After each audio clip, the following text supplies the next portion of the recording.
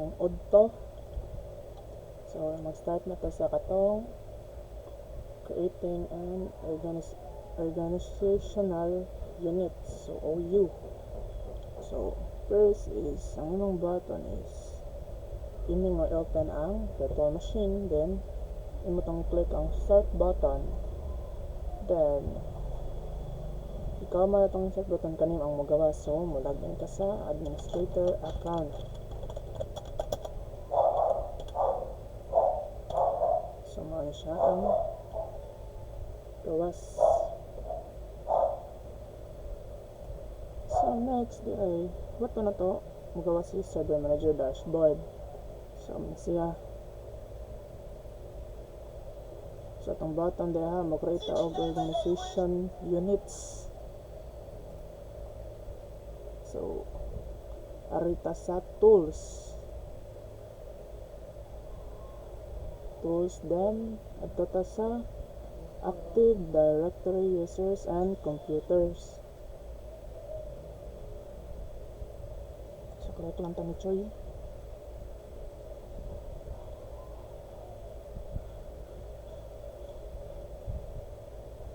So ang gingon niya directory is sa kaning starcell.local ato lang i-expand na atong i-expand. Then next is ang gingon niya is mo-create data og duha ka sudanan sa users. So mga itong button. So ang gingon niya is mag-create og OU or sa ginatawag na organizational units. So unsa atong unang buhaton?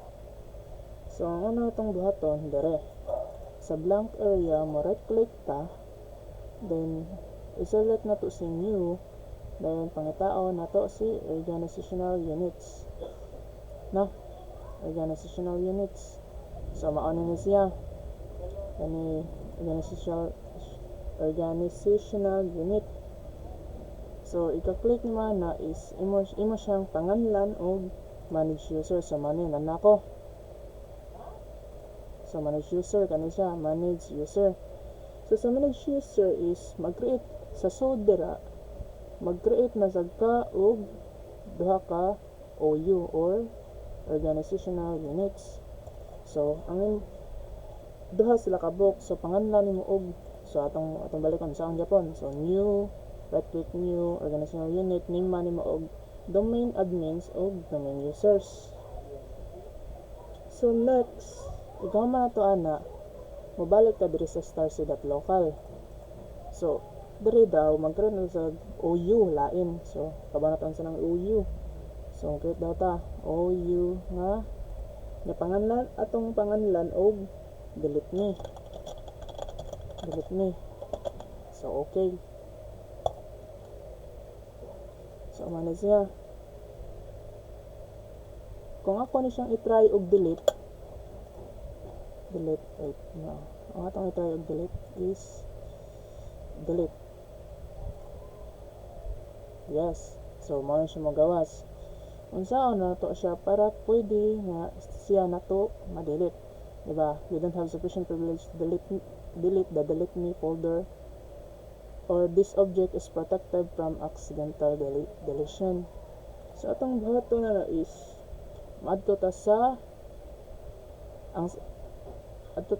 view advanced features, then kanang si delete me adto ta siyang properties, then makuha ta diri siyang general tab, then mo adto ta sa object.